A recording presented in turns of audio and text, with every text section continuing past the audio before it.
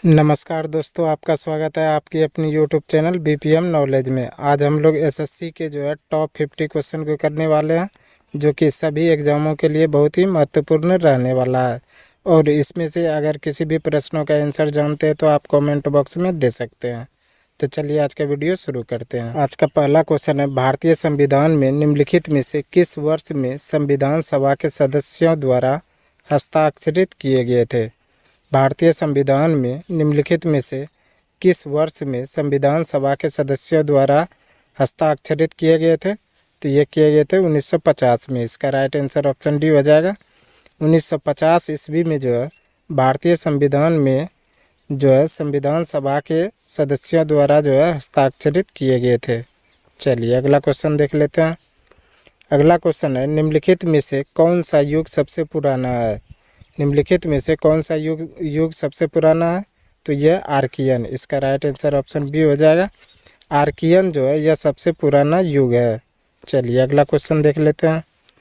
अगला क्वेश्चन है, ध्वनि तरंग किसका एक उदाहरण है? ध्वनि तरंग किसका एक उदाहरण है? तो यह अनुदैर्घ्य तरंग का। इसका राइट आंसर ऑप्शन बी हो जाएगा। अनुदैर्घ्य तरंग का उदाहरण कौन सा है? तो ध्वनि तरंग है। चलिए अगला क्वेश्चन देख लेते हैं। अगला क्वेश्चन है, ट्रांस हिमालय निम्नलिखित में से किस पर्वत श्रृंखला में आता है? ट्रांस हिमालय निम्नलिखित में से किस पर्वत श्रृंखला में आता है? तो ये आता है जस्कर श्रेणी में। इसका राइट आंसर ऑप्शन सी हो जाएगा।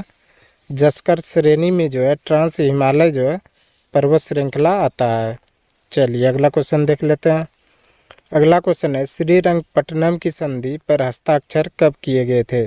श्रीरंगपट्टनम की संधि पर हस्ताक्षर कब किए गए थे? तो ये किए गए थे 1792 ईस्वी में। इसका राइट आंसर ऑप्शन बी हो जाएगा। 1792 ईस्वी में श्रीरंगपट्टनम की संधि पर हस्ताक्षर किए गए थे। चलिए अगला क्वेश्चन देख लेते हैं। अगला क्वेश्चन है, पशुपति सील पर निम्नलिखित में से कौन सा जानवर नहीं दिखाया गया है? पशुपति सील पर निम्नलिखित में से कौन सा जानवर नहीं दिखाया गया है? तो ये गाय नहीं दिखाया गया है। इसका राइट आंसर ऑप्शन डी हो जाएगा। गाय पशुपति सील पर नहीं दिखाया गया है। चलिए अगला क्वेश्चन देख लेते हैं। अगला क्वेश्चन है, नितांगकी राष्ट्रीय उद्यान एक वन्य जीव उद्यान है जो कहाँ स्थित है? नितांगकी राष्ट्रीय उद्यान एक वन्य जीव उद्यान है जो कहाँ स्थित है? तो यह नागालैंड में। इसका राइट आंसर ऑप्शन बी हो जाएगा। नागालैंड में नितांगकी राष्ट्रीय उद्यान स्थित है। चलिए अगला क्वेश्चन देख लेते हैं। अगला क्वेश्चन है, एवरी वोट काउंट्स पुस्तक किसने लिखी है? एवरी वोट काउंट्स पुस्तक किसने लिखी है? तो ये लिखी है नवीन चावला ने। इसका राइट आंसर ऑप्शन बी हो जाएगा। नवीन चावला ने एवरी वोट काउंट्स पुस्तक लिखी है। चलिए अगला क्वेश्चन देख लेते हैं। अगला क्वेश्चन है, स्टेप नाइट किसका एक अयस्क है? स्टेप नाइट किसका एक अयस्क है? तो यह है रजत का। इस क्वेश्चन का राइट आंसर ऑप्शन सी हो जाएगा। स्टेप नाइट यह रजत का एक अयस्क है। चलिए अगला क्वेश्चन देख लेते हैं। अगला क्वेश्चन है, हर्षवर्धन ने निम्नलिखित में से कौन सी पुस्तक नहीं लिखी है? हर्षवर्धन ने निम्नलिखित में से कौन सी पुस्तक नहीं लिखी है? तो यह हर्षचरित्र नहीं लिखी है। इसका राइट आंसर ऑप्शन बी हो जाएगा। हर्षचरित्र पुस्तक यह हर्षवर्धन ने नहीं लिखी है। और हर्षचरित्र कौन लिखा है? तो ये लिखा है बाणभट्ट ने। इसको भी याद रखिएगा। बाणभट्ट ने हर्षचरित्र पुस्तक लिखा है। चलिए अगला क्वेश्चन देख लेते हैं। अगला क्वेश्चन है, मृणाल सेन किस क्षेत्र से संबंधित है? मृणाल सेन किस क्षेत्र से संबंधित है? तो ये फिल्म उद्योग से संबंधित है। इसका राइट आंसर ऑप्शन बी हो जाएगा। मृणाल सेन यह फिल्म क्षेत्र से संबंधित है। चलिए अगला क्वेश्चन देख लेते हैं। अगला क्वेश्चन है, क्वांटम सिद्धांत किसके द्वारा दिया गया था? क्वांटम सिद्धांत किसके द्वारा दिया गया था? तो ये मैक्स प्लांक के द्वारा। इसका राइट आंसर ऑप्शन ए हो जाएगा। मैक्स प्लांक के द्वारा क्वांटम सिद्धांत दिया गया था। चलिए अगला क्वेश्चन देख लेते हैं। अगला क्वेश्चन है, टीपू सुल्तान की राजधानी कहाँ थी? टीपू सुल्तान की राजधानी कहाँ थी? तो ये थे श्रीरंगपट्टनम। इसका राइट आंसर ऑप्शन सी हो जाएगा। श्रीरंगपट्टनम यह टीपू सुल्तान की राजधानी थी। चलिए अगला क्वेश्चन देख लेते हैं। अगला क्वेश्चन है, भ्रूण पोषण किससे प्राप्त करता है? भ्रूण पोषण किससे प्राप्त करता है? तो ये अपराध से प्राप्त करता है। इसका राइट आंसर ऑप्शन बी हो जाएगा। भ्रूण पोषण जो है अपराध से प्राप्त करता है। चलिए अगला क्वेश्चन देख लेते हैं। अगला क्वेश्चन है, गायत्री मंत्र की रचना किसने की थी? गायत्री मंत्र की रचना किसने की थी? तो ये की थी विश्वामित्र ने। इसका राइट आंसर ऑप्शन बी हो जाएगा। विश्वामित्र ने जो है गायत्री मंत्र की रचना की थी। चलिए अगला क्वेश्चन देख लेते हैं। अगला क्वेश्चन है, किस राज्य सरकार ने एक परिवार एक नौकरी योजना शुरू की है? किस राज्य सरकार ने एक परिवार एक नौकरी योजना शुरू की है? तो ये की है सिक्किम ने। इसका राइट आंसर ऑप्शन बी हो जाएगा। सिक्किम राज्य ने जो है एक परिवार और एक नौकरी योजना शुरू की है। चलिए अगला क्वेश्चन देख लेते हैं। अगला क्वेश्चन है, निम्नलिखित में से कौन सा बायोमास ऊर्जा का स्रोत नहीं है? निम्नलिखित में से कौन सा बायोमास ऊर्जा का स्रोत नहीं है? तो ये परमाणु संयंत्र। इसका राइट आंसर ऑप्शन डी हो जाएगा। परमाणु संयंत्र जो है यह बायोमास ऊर्जा का स्रोत नहीं है। चलिए अगला क्वेश्चन देख लेते हैं।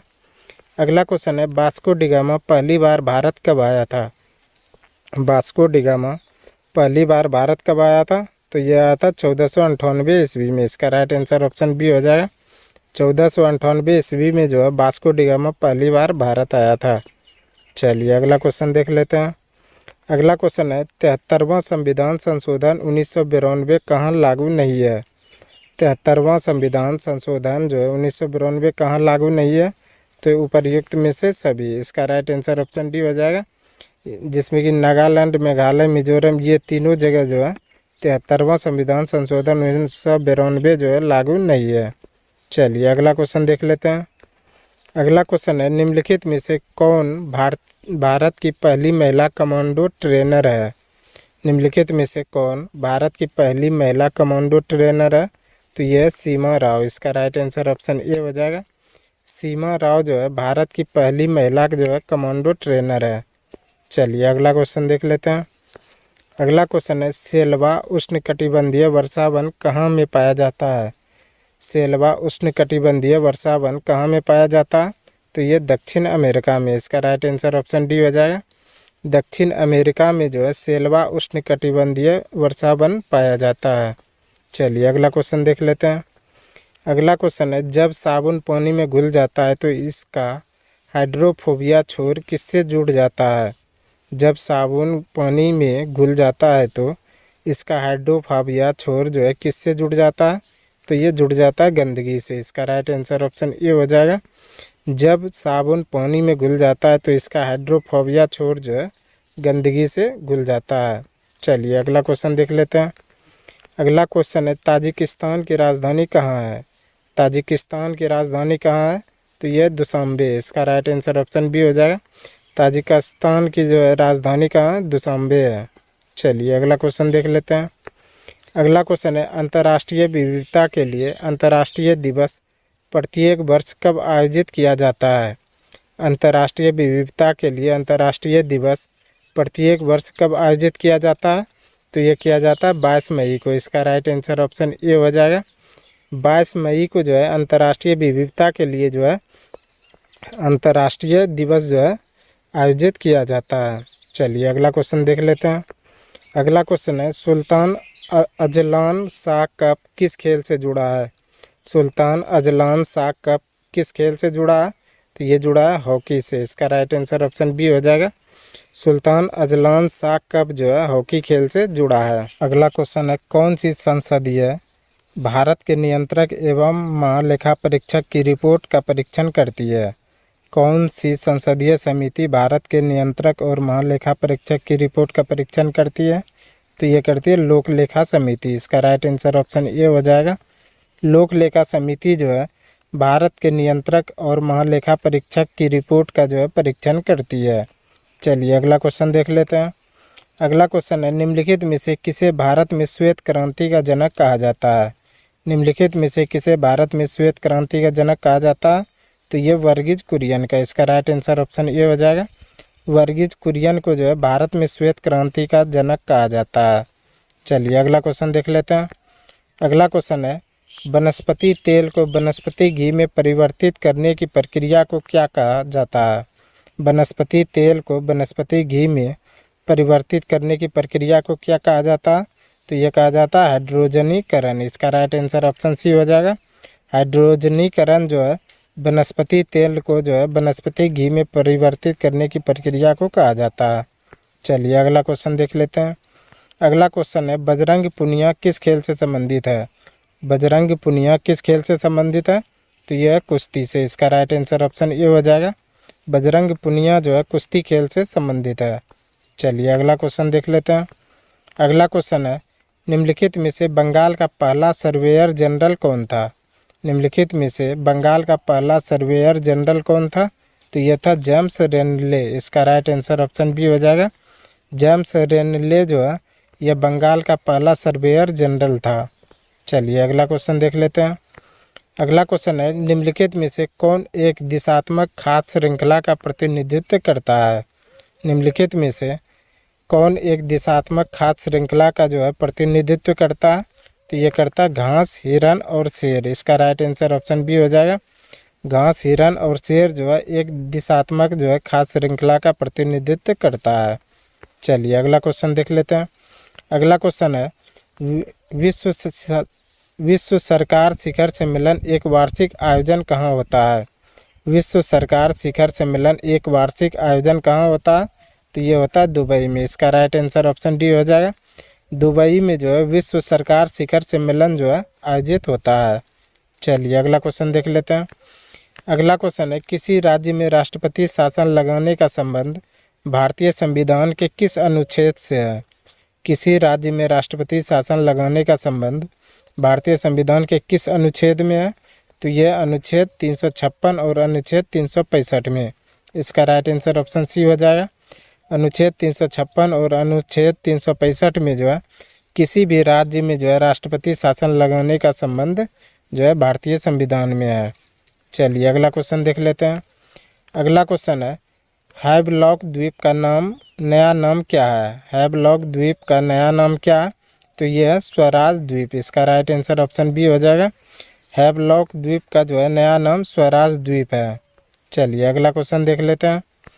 अगला क्वेश्चन है दाचीग्राम राष्ट्रीय उद्यान मुख्य रूप से किसके संरक्षण के लिए जाना जाता है? दाचीग्राम राष्ट्रीय उद्यान मुख्य रूप से किसके संरक्षण के लिए जाना जाता है? तो ये हंगूल के लिए। इसका राइट आंसर ऑप्शन बी हो जाएगा।